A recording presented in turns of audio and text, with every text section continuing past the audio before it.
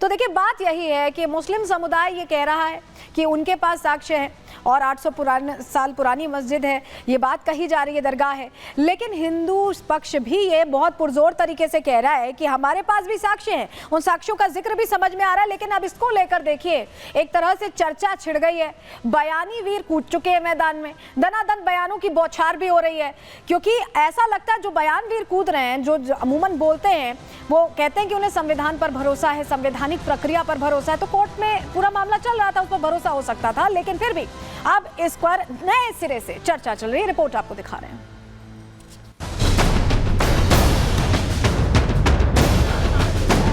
आठ 800 साल से दरगाह शरीफ है वहाँ पर, आज अचानक आप ये हरकत कर रहे हैं। ये सोची समझी साजिश के तहत मुसलमानों को और हिंदुओं को लड़वाने के लिए कोशिश की जा रही है। कोर्ट ने अगर सर्वे के लिए आदेश दिया है, इसमें दिक्कत क्या होनी चाहिए? मानसिक स्थिति सबकी बहुत गड़बड़ा गई है। अब संभल के बाद में ये लोग अजमेर शरीफ पहुंच के कब तक कहां जाकर के रुकेंगे? ये अजमेर में आक्रांताओं के निशान, अब मौलाना हुए परेशान।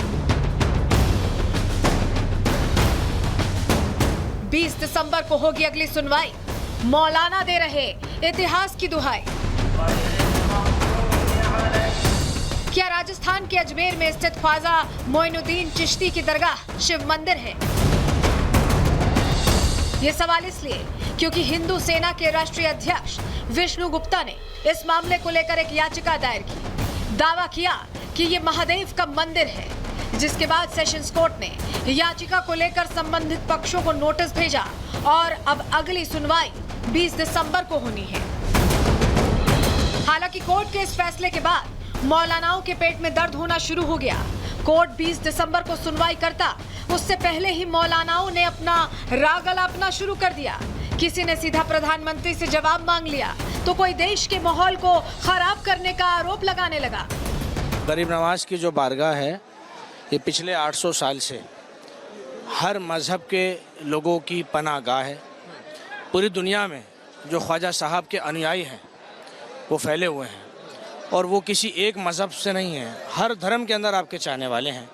तो जिस किस्म की साजिश के तहत विष्णु गुप्ता नामक व्यक्ति ने अजमेर की जो अदालत है उसके अंदर ये वाद दायर किया है कि ये दरगाह नहीं मंदिर है, ये एक भारत में अशांति फैलाने की हमको बड़ी साजिश लगती है। और वहाँ पर दरगाह शरीफ में शिव मंदिर होने का दावा किया जा रहा है, जबकि ये सरासर गलत, झूठ पर मबनी दावा है। रूहानी इत्मीनान और सुकून हासिल करने वाली दरगाह पर आज इन शरपसंद अनासिर ने, फरका परस्त ताकतों ने ये जो हमला बोला है, ये पूरी अमन और शांति को, पूरे देश भर के शहरियों के मन को झंझोड़ने वाली बात है। मौलाना तो मौलाना, ओवैसी भाईजान भी अपनी राजनीति चमकाते दिखे। प्लेसेस ऑफ वर्शिप एक्ट 1991 का हवाला देते हुए दावा कर रहे हैं कि बादशाह अकबर ने अजमेर दरगाह में कई चीजें बनवाई। 800 साल से दरगाह शरीफ है वहाँ पर, और 800 साल में अलाउद्दीन खिलजी से लेकर उसके बाद आप अमीर खुसरो की किताब है, उसमें इस दरगाह के बारे में लिखा गया। फिर बादशाह अकबर ने वहाँ पर कई चीज़ें बनवाई। आज अचानक आप ये हरकत कर रहे हैं, तो सलीम चिश्ती की दरगाह नहीं है रहमतुल्लाह अलैह की, और ख्वाजा गरीब नवाज की दरगाह नहीं है। कहाँ रुकेगा बताइए? ये प्लेसेस ऑफ वर्शिप एक्ट 91 का क्या होगा? केवल ओवैसी ही नहीं, पहले से ही संभल दंगों के आरोपी सपा सांसद जियाउर रहमान बर्क फिर से भड़काऊ बोली बोलते दिखे। इतना ही नहीं, रामपुर से सपा सांसद मोहिबुल्लाह नदवी सेशंस कोर्ट के फैसले पर सवाल उठा रहे हैं, सोची समझी साजिश बता रहे हैं। अब संभल के बाद में ये लोग अजमेर शरीफ पहुंच के कब तक कहां जाकर के रुकेंगे? ये क्या चाहते हैं? ये इस प्रदेश और देश के साथ में क्यों खिलवाड़ कर रहे हैं उसके कानून के साथ? ये सोची समझी साजिश के तहत मुसलमानों को और हिंदुओं को लड़वाने के लिए कोशिश की जा रही है। लेकिन हिंदू भाई भी इसके लिए तैयार नहीं है, और वो भी फ़ोन करके और अपने तरीके से हम लोगों को ये बता रहे हैं कि इसमें हमारी कोई मंशा शामिल नहीं है, हुकूमती एजेंसियाँ हैं जिनको इस्तेमाल किया जा रहा है। नेताओं ने कोर्ट के फैसले पर सवाल उठाया तो बीजेपी नेताओं ने बयानवीरों को आड़े हाथों लिया। केंद्रीय मंत्री गिरिराज सिंह ने कहा कि अगर कोर्ट ने कोई आदेश दिया है तो इसमें गलत क्या है? वहीं सांसद रवि किशन ने पलटवार करते हुए विपक्ष की मानसिकता पर सवाल उठाया। अजमेर में कोर्ट ने आदेश दिया है सर्वे का। हमारा काम है, किसी हिंदू ने अगर याचिका दायर की और कोर्ट ने अगर सर्वे के लिए आदेश दिया है तो इसमें दिक्कत क्या होनी चाहिए? ये सत्य है कि जब आक्रांता आए थे मुगल तो हमारे मंदिरों को तोड़ा था।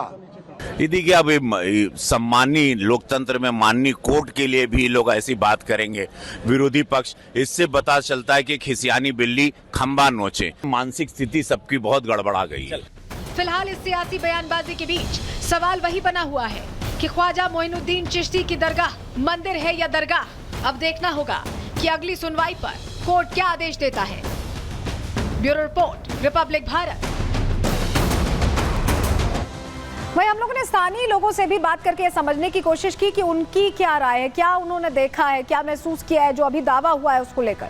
सुनिए उनकी क्या राय है। क्या कुछ कहेंगे आप? इस पूरी जो याचिका को सुनवाई योग्य माना गया है और अजमेर की इस दरगाह को लेकर मैं धन्यवाद देता हूँ रिपब्लिक को जो ये न्यूज़ स्टडी कर रहे हैं कि ये अमन और शांति का दरगाह है। यहाँ के देश के प्राइम मिनिस्टर आते हैं, अन्य देश के प्राइम मिनिस्टर आते हैं, प्रेसिडेंट आते हैं, अन्य दल के लोगों आता है।